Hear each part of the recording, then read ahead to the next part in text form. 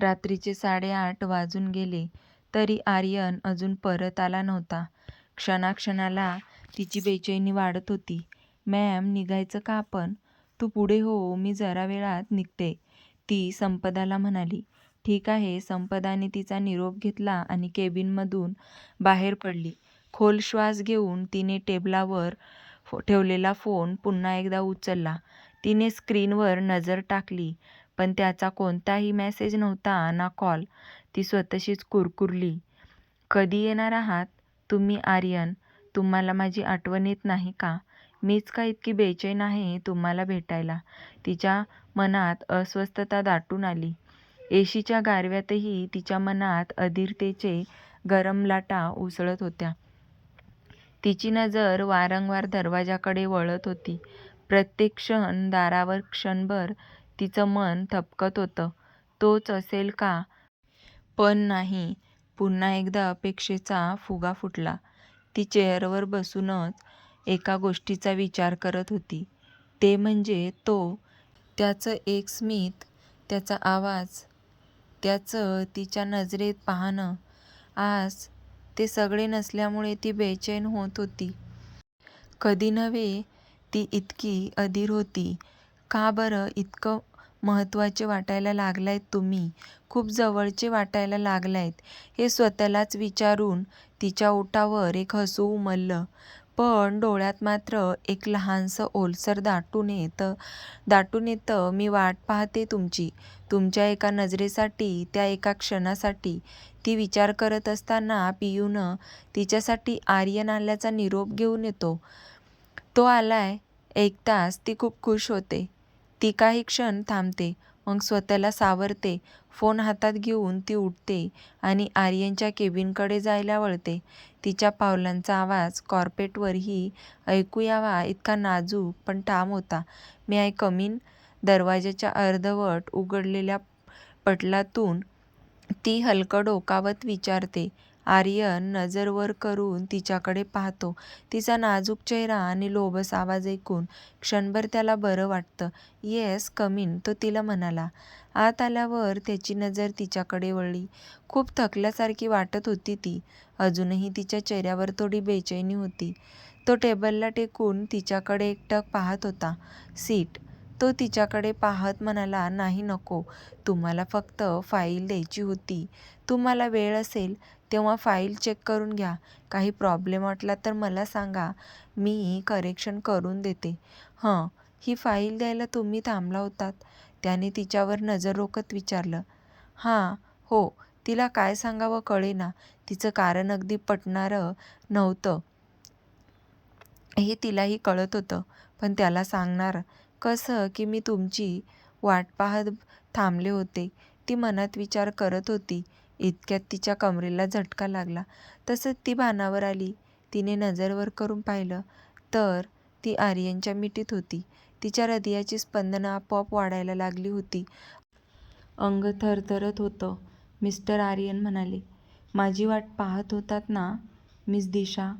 तो तिचे शब्द अर्धवट तोडत म्हणाला. "हं, आय मीन फाईल. ती तर तुम्ही पिऊनकडे देखील देऊ शकला असतात. त्यासाठी माझी वाट पाहायची काय गरज होती? तुम्ही फाईल देऊन निघून गेला असतात तरी चाललं असतं." महत्त्वाची होती ना? तिच्या बोलण्यात कॉन्फिडन्स नव्हता. "फाईल महत्त्वाची होती की मी?" त्याने थेट सवाल केला.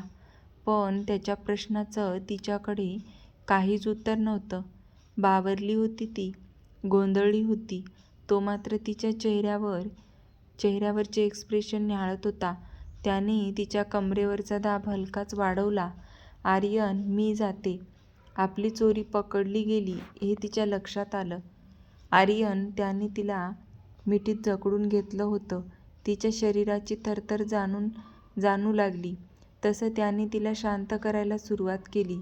ती त्याच्यापासून दूर जाणार इतक्यात त्याने तिच्यावरची पकड घट्ट केली. मनात हा असताना दूर का करतेस मला?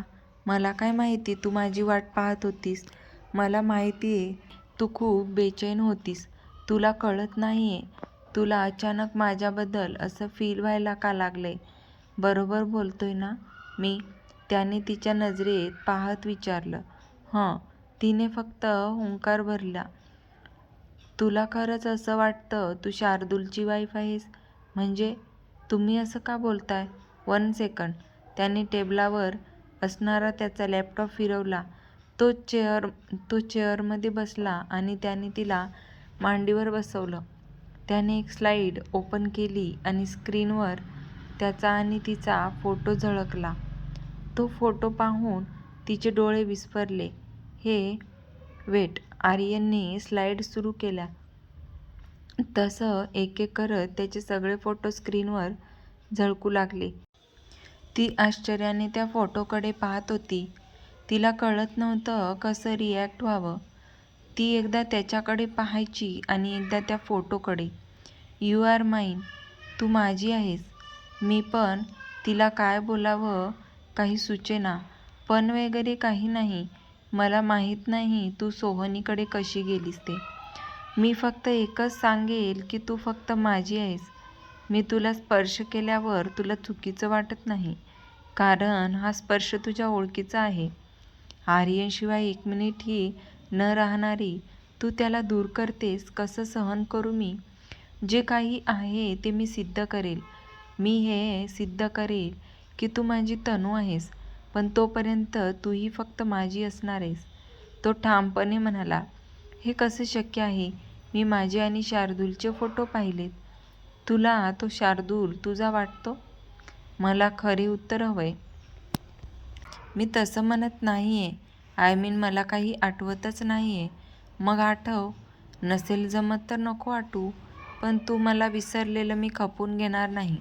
माझं प्रेम, माझं आयुष्य माझ्यापासून दूर गेलेलं मी सहन करणार नाही. तुला आठवत नाही, पण नेहमी तू अशीच माझ्या मिठीत बसायचीस आणि माझ्यावर प्रेम करायचीस. मला त्रास द्यायचीस. मी जरा जरी तुझ्याकडे दुर्लक्ष केलं तरी तू मला स्वतःकडे लक्ष द्यायला भाग पाडायचीस. आणि आता मी समोर आहे तरी माझ्याकडे पाहत नाहीस. पण मला खरंच आठवत नाहीये. मी आहे ना आठवण करून द्यायला. तुला मी जवळ आल्यावर जे फील होतं ते ओळख. आज मी नव्हतो तर किती बेचैन होतीस तू? का होतीस? का माझी वाट पाहत होतीस? आहे का तुझ्याकडे उत्तर? आर्यन म्हणाला. यापुढे फक्त एकच लक्षात ठेवायचं की तू माझी आहेस. ते सिद्ध कसं करायचं ते मी माझं पाहीन. तोपर्यंत कुणाला कळता कामा नये की तुला हे सगळं माहिती नाही. नाही ना सांगणार कुणाला? ती नकारार्थी मान हलवत म्हणाली. ती त्याच्याकडे एकटक पाहत होती. तो तिच्या नजरेत स्वतःला शोधत होता. खरं तर सगळं समजल्यावर तो तिला सत्य सांगणार होता, पण त्याला राहावलं नाही. ती त्याच्यासमोर असून तिला दूर ठेवणं त्याच्याने शक्य नव्हतं. भाग 15. दोघे एकमेकांच्या नजरेत हरवले होते. ती मिठी, तो स्पर्श, ते समाधान. दोघांनाही हवंहवंसं वाटत होतं. मी निघू? खूप उशीर झालाय. ती त्याच्या मिठीतून दूर होत म्हणाली. नको जाऊस. त्याने तिचा हात हातात घेऊन म्हणाला. असं नाही करू शकत मी. मी तुमच्यावर अविश्वास दाखवत नाही, पण आपल्याला ते प्रूफ करावं लागेल. मी पण माझ्याकडे काही पुरावे मिळतायत का ते पाहते. त्या दर्शीलचा पण बंदोबस्त करावा लागेल. मी त्याचा विचारही करू शकत नाही. मिस्टर आर्यन, दिशा म्हणाली. ओन्ली आर्यन. तू मला याच नावाने हाक मारायचीस. तुला माहिती आहे, आपल्या लग्नाआधी सुद्धा आपण एकत्र हॉटेलवर थांबलो होतो. तेव्हा परिस्थिती वेगळी होती. मी तुझ्यावर रागावलो होतो, पण तेव्हा तू खूप दूर राहिली होतीस माझ्यापासून. मीच तुला जवळ घेतलं नव्हतं, पण तू तुझ्या प्रेमळ स्वभावाने मला तुझ्या प्रेमात पडायला भाग पाडलंस. त्यानंतर मात्र तुझ्याशिवाय मी राहू शकलो नाही ना तू माझ्याशिवाय राहू शकलीस. आजही सगळे तुझी घरी वाट पाहतायत. तुला माहिती आहे, सर्वेशच्या बाबतीत तूच मला मदत केली होती. सर्वेश कोमात होता. सगळ्यात आधी सर्वेश तुझा बॉस होता. तो कोमात गेल्यावर मी आलो. माझी सेक्रेटरी होतीस तू. तो तिला सगळ्यांची आठवण करून देत म्हणाला. एवढं सगळं घडलं होतं? हो, खूप काही घडलं होतं. किती प्रेम करायचीस तू माझ्यावर. आपलं बाळ. बोलता बोलता तो थोडा इमोशनल झाला. काय म्हणालात? काय म्हणालात तुम्ही? बाळ? जेव्हा आपला ॲक्सिडेंट झाला तेव्हा तुझ्या पोटात आपलं बाळ होतं. त्या दिवशी आपण खूप खुश होतो. मी डॅड होणार होतो. माझ्या आयुष्यातील खूप खास दिवस होता तो. हे जेव्हा मला समजले ना, त्या क्षणात मी कित्येक स्वप्न पाहिली होती. पण ती स्वप्न आणि तू, दोन्ही गोष्टी माझ्यापासून दूर गेल्या. मी जेव्हा शुद्धीवर आलो तेव्हा मला समजलं की तू मला सोडून गेलीस. मला तो धक्का सहन होत नव्हता. फक्त तूच नाही तर आपलं बाळसुद्धा. मी वेडा व्हायचं बाकी होतो. गेले 2-3 महिने कसे काढलेत माझं मलाच माहीत. मला काहीच का आठवत नाहीये. का झालं असं? मी जर तुमची आहे तर मला आठवत का नाही? एवढं सगळं घडून गेलं तरी मला सगळं आठवायचं. आर्यन, आठवेल शोना, तू धीर सोडू नकोस. यामागे कोण होतं ते मी शोधून काढेल. हं, ती त्याच्या छातीवर डोकं ठेवत म्हणाली.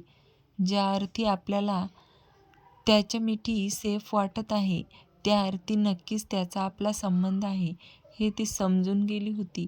आर्यनला कॉल आला तसं ते भानावर आले. हॅलो सर्वेश.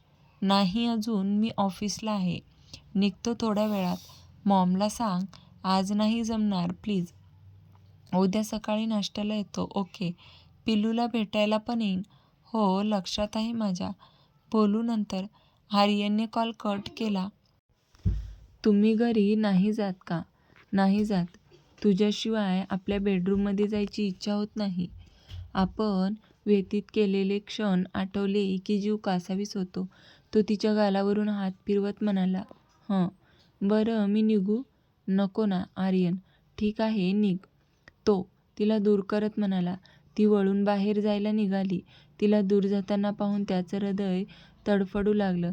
हे प्रेम त्याला तिच्यापासून दूर राहू देत नव्हतं. त्याने पुढे येऊन तिला टर्न करून हलकेच तिला भिंतीला पुश केलं. त्याची नजर तिच्या नजरेत मिसळली. मला माहितीये तुला काहीच आठवत नाही. मला माहितीये आपण काही दिवस एकमेकांपासून दूर राहणार आहोत. पण तरीही मला हे दुराव्यातील प्रेम हवं आहे. मला ही फेज जगायची. तो तिच्या नजरेत पाहत म्हणाला. मी समजू शकते. मलाही तुम्ही हवे आहात. ती त्याच्या गालावर हात ठेवत म्हणाली. त्याने तिचा हात हातात घेतला. आर्यन, नाही राहावं तुझ्याशिवाय. डोळे उघडले की तू, बंद करताना तू. सवय झाले मला आर्यन. अडू नकोस. माझ्याने शक्य नाही. त्याने तिच्या हातात हात गुंफले. मला निघावं लागेल.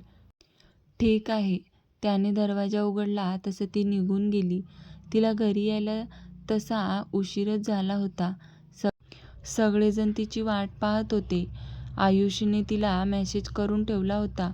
दिशा, काय गं, इतका उशीर का झाला? कामाचा लोड जास्त असेल तर मी दर्शीलला सांगतो ते काम करायला. स्वतःला इतका त्रास करून घेऊ नकोस. कशाचा लोड वगैरे नाही. नाही डॅड, मीच काम करत बसते. घरी येऊन नुसतं बसण्यापेक्षा काम केलेलं केव्हाही उत्तम. नको ते विचार येत राहतात. संसाराला लागलीस की सगळे विचार झटकले जातील. हो की नाही भाऊजी? काकी, मी आधीच सांगितलंय, जोपर्यंत माझं मन तयार होत नाही तोपर्यंत मी लग्न करणार नाही. असं तर नाहीये ना की तुझं मन दुसऱ्या कुणात गुंतलंय? असू शकत नाही का? असं असल तर मी डॅडना तसं सांगेल. सध्या तरी माझं मन कामात गुंतलंय. आयुष्यात काहीतरी करायची इच्छा आहे, जे मी करणारच आहे. मला माझं अस्तित्व घडवायचंय. मी खूप दमले. रूममध्ये जाऊ का डॅड? उद्या सकाळी मॉमना भेटायला येते. आजकाल त्यांची तब्येत जरा जास्तच खराब झाल्यासारखी वाटते. डॅड, एकदा त्यांचं चेकअप करून घेऊया. मलाही तसंच वाटतं. आजकाल तिची तब्येत खूप खालावली. जास्त झोपूनच असते. सोहोनी म्हणाले. मी डॉक्टरांची अपॉइंटमेंट घेते. मी स्वतः त्यांच्यासोबत जाईल. दर्शील येईल ना तुझ्यासोबत? त्याची गरज नाही आहे काकी. यावेळेस मी पर्सनली मॉमकडे लक्ष देणार. त्यांना ठणठणीत करूनच राहणार. डॅडी मी येते. ती तिच्या रूममध्ये निघून गेली. रूममध्ये आल्यावर तिने आयुषीकडे पाहिलं. आयुषी लॅपटॉपवर काम करत होती. आजच्या दिवसाचं रिपोर्टिंग ती आर्यनला करत होती. मॅम कधी आलात? सॉरी माझं लक्ष नव्हतं. इट्स ओके मी जस्ट आले. मला वाटलं तू त्यांच्यासोबत खाली असशील. तुमच्या काकींनी स्ट्रिक्ट सांगितलंय आमच्या फॅमिलीत दखल देऊ नकोस. त्यामुळे मी मुद्दामून नाही आले. पण काळजी करू नका. माझं सगळीकडे लक्ष आहे. मॅडम तुमच्या सासूबाईंच्या बाबतीत काहीतरी प्रॉब्लेम आहे. मी आज त्यांच्यासाठी जेवण घेऊन जायचं म्हटलं तर तुमच्या काकींनी जाऊ दिलं नाही. रोज त्यांना जेवण घेऊन जातात. जेवल्यावर तुमच्या सासूबाई झोपतात. ते रात्री उठतात. ते पण जबरदस्तीने. आपण त्यांना टेरेस्टसाठी घेऊन जायचं. मलाही थोडा डाऊट वाटतोय. अजून काही असेल तर मला सांगत जा. हो मॅम. आले मी. दिशा आवरायला निघून गेली. भाग 16. हातात रमचा ग्लास घेऊन तो विचार करत बसला होता. याआधी समायराने जियाला त्रास द्यायचा प्रयत्न केला होता. पण तेव्हाही जिया बंदील नव्हती. आताही एवढं सगळं होऊन पण ती जिवंत होती. तिने त्याला शब्द दिला होता ती त्याची साथ कधी सोडणार नाही. आणि ती तिच्या शब्दाला जागली. काही करून घडलेल्या गोष्टीमागचं सत्य शोधणं आणि तनूला परत आणणं गरजेचं होतं. त्याने मोबाईलवर एक नंबर फिरवला. 2-3 रिंगनंतर समोरून कॉल रिसीव्ह झाला. Hello Rohit, Aryan here. बोल ना आर्यन, तू ठीक आहेस ना? Now I am better. पण तुझ्याकडे खूप मोठं काम आहे. Come back man. ओके 2 दिवसात मी हजर राहतो, रोहित म्हणाला. दोघांनी जुजबी बोलणं केलं आणि आर्यनने कॉल कट केला. त्याची नजर समोर असणाऱ्या त्याच्या आणि तनूच्या फोटोवर स्थिरावली. किती खुश दिसत होती ती फोटोत. आर्यनवर जीव ओवाळून टाकायची. त्याला कायम ती त्याच्या मिठीत हवी असायची. पण म्हणून ती कधी तक्रार करत नव्हती. त्याच्या प्रेमाच्या वर्षात ती भिजत होती. हा तोच फ्लॅट होता जिथे तिने गृहप्रवेश केला होता. खूप खास होता तो फ्लॅट तिच्यासाठी. ती याला तिचं घर मानायची. दोघे बऱ्याचदा या फ्लॅटवर यायचे. म्हणूनच ती गेल्यापासून तो इथे शिफ्ट झाला होता. आताही तिची आठवण त्याला खूप सतावत होती. त्याने तिला कॉल केला. त्याचा कॉल आला तेव्हा ती झोपेतच होती.